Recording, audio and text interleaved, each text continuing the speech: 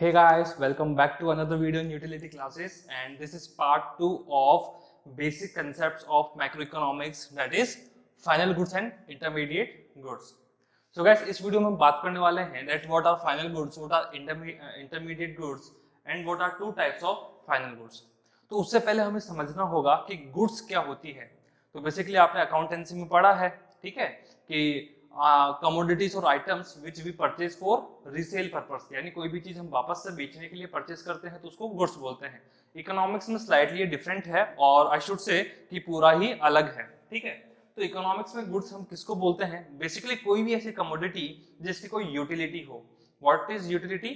तो want satisfying power of a commodity is called utility, यानी जिससे वो हमारी जो वांट्स है, जो नीड्स है, उनको सेटिस्फाई कर सके, उसे हम क्या बोलते हैं? यूटिलिटी, ठीक है.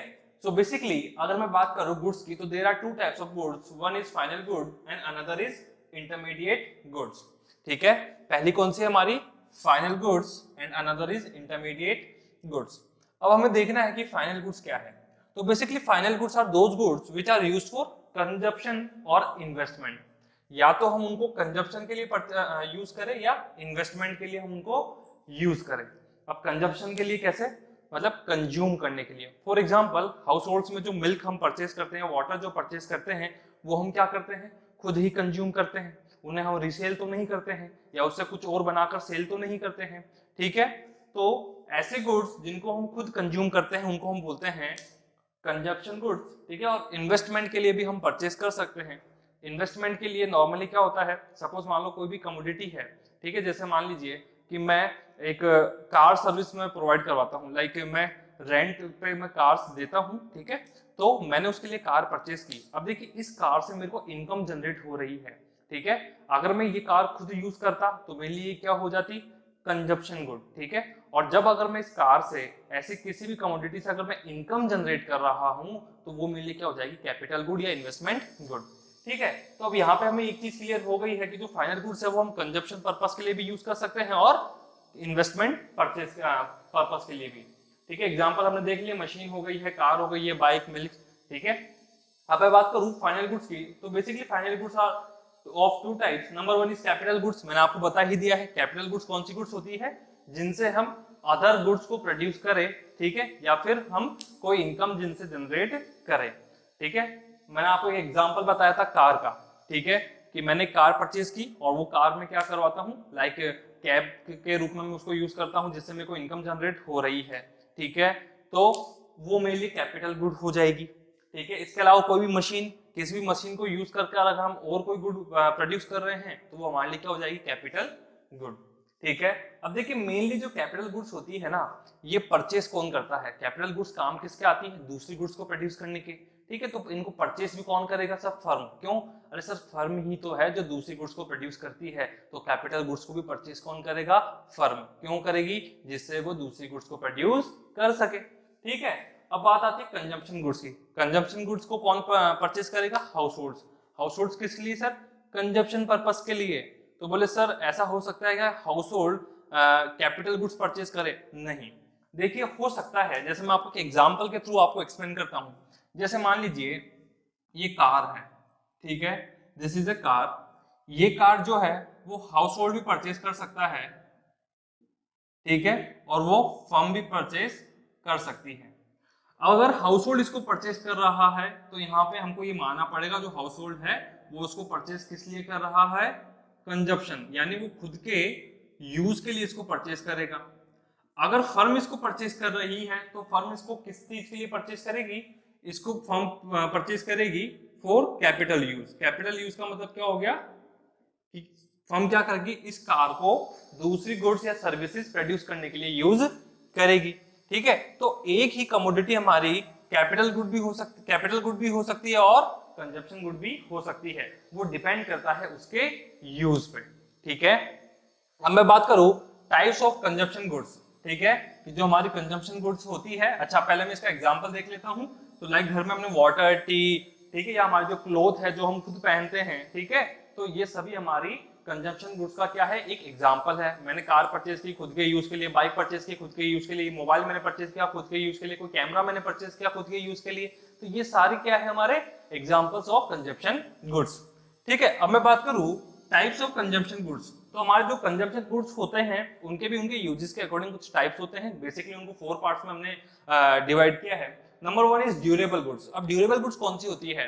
Durable goods are those goods which can be used for a long period of time again and again, यानी ऐसे गुड्स जिनको हम बहुत लंबे टाइम तक बार बार यूज कर सके। ठीक है, फॉर एग्जाम्पल हमने कार परचेज की। अब ऐसा तो हो नहीं सकता कि कार को हमने 2-3 बार कहीं पे गए और कार फिनिश, ठीक है, ऐसा नहीं होता है। कार को हम काफी लंबे टाइम तक यूज कर सकते हैं। ठीक है, सेमी ड्यूरेबल गुड्स क्या होती है? सेमी ड्यूरेबल गुड्स वो होती है जिनको बहुत लंबे टाइम तक तो नहीं, बट एटलीस्ट अराउंड 1 ईयर तक हम यूज कर सकते हैं। इनका कोई फिक्स टाइम पीरियड नहीं होता है। ठीक है, तो ये हम नॉर्मली अराउंड 1 ईयर इनको लेते हैं।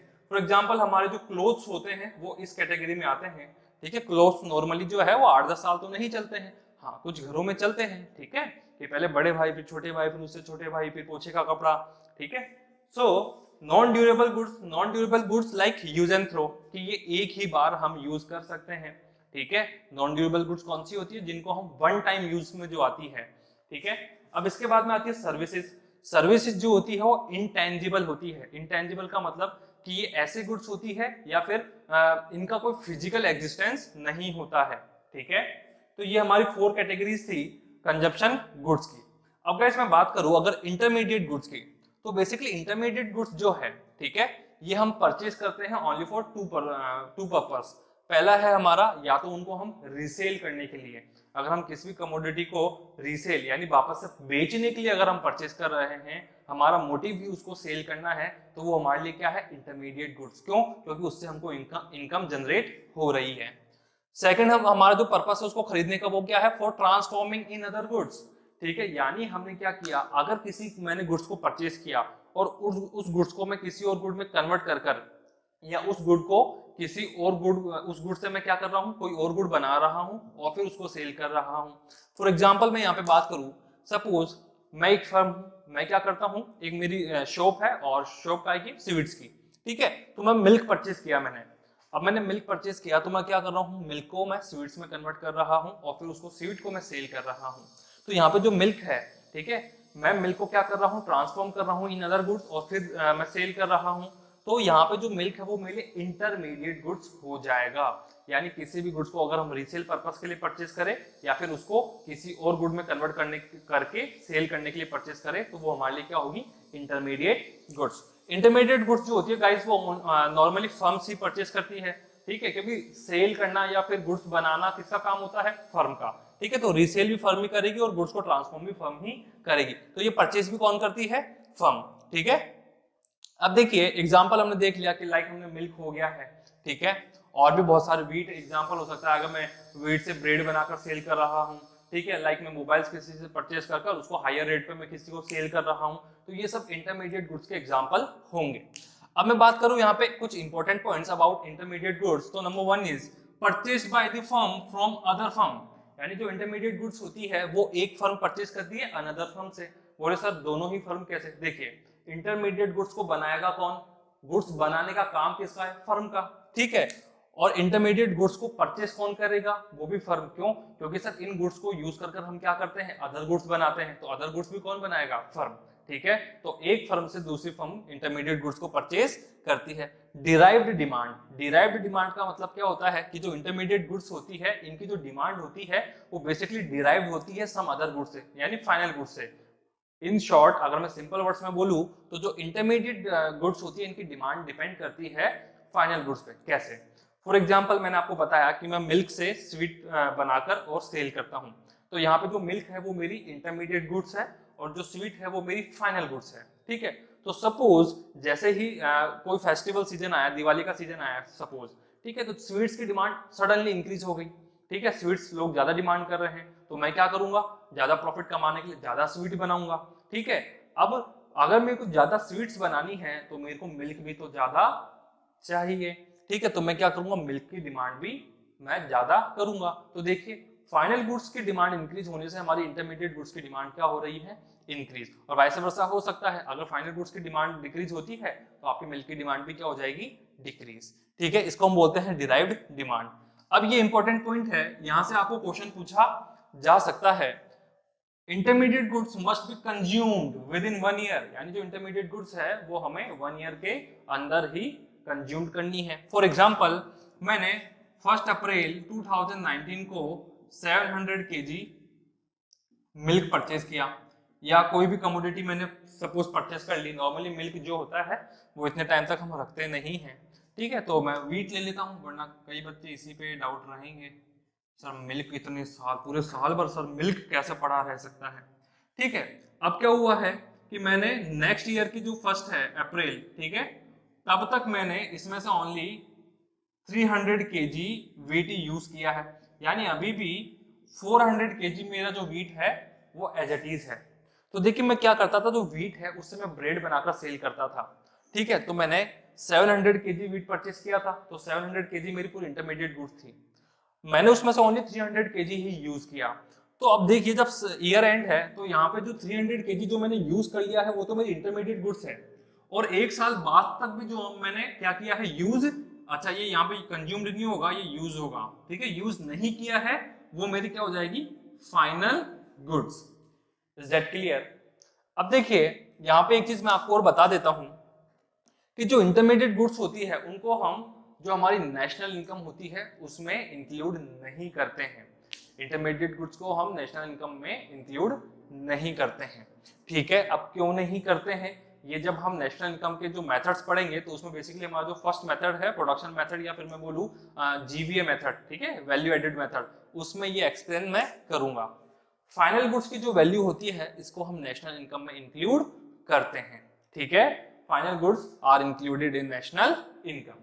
अब देखिए यहाँ पे एक इंपॉर्टेंट टॉपिक है, जो स्टूडेंट्स ध्यान से नहीं पढ़ेंगे उनको ये कंफ्यूजन नहीं होगा, बट जो स्टूडेंट ध्यान से पढ़ते हैं उनको एक बार ये कंफ्यूजन जरूर होता है कि सर कैपिटल गुड्स और इंटरमीडिएट गुड्स, ठीक है, इन दोनों में कंफ्यूजन होता है। बोले सर ये तो बिल्कुल ही अलग है, इन दोनों में कैसा कंफ्यूजन?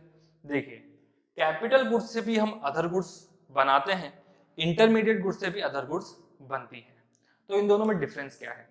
बेसिकली इन दोनों में डिफरेंस है कि सर जो कैपिटल गुड्स होती है, ठीक है, वो क्या होती है, वो सिर्फ हेल्प करती है अदर गुड्स बनाने में, ठीक है, वो खुद उन गुड्स में कन्वर्ट नहीं होती है। जैसे मैं बात करूं मशीन की, तो सपोज मैं मशीन यूज कर कोई भी जैसे मान लीजिए कोई भी स्वीट है, ठीक है, वो स्वीट बनाने के लिए मुझे किसी मशीन की रिक्वायरमेंट है, तो अगर मैं मशीन जो है वो मेरी कैपिटल गुड है, उस मशीन को जब मैं यूज करके स्वीट बना रहा हूँ तो वो मशीन खुद स्वीट में कन्वर्ट नहीं हो रही है, वो सिर्फ स्वीट बनाने में मेरी हेल्प कर रही है। जबकि जो इंटरमीडिएट गुड्स होती है वो एक तरह से रॉ मटेरियल होता है, ठीक है, जो खुद हमारी फाइनल गुड्स में क्या होती है, कन्वर्ट हो जाती है। फॉर एग्जाम्पल मिल्क, अब जो मिल्क है वो क्या होगा, खुद ही तो क्या होगा, स्वीट में कन्वर्ट होगा। तो बेसिकली ये खुद जो बेसिकली ये जो है हमारे इंटरमीडिएट और कैपिटल गुड्स, इनमें डिफरेंस क्या है कि ये खुद तो मॉडिफाई नहीं होती है इन फाइनल गुड्स, और ये क्या होती है, खुद मॉडिफाई या ट्रांसफॉर्म हो जाती है इन फाइनल गुड्स। तो गाइस बेसिकली ये था हमारा final goods and intermediate goods. मैंने यहाँ पे दो जो टॉपिक है वो एक साथ कवर किए हैं, पहला था final goods and intermediate goods and capital goods and consumption goods, ठीक है।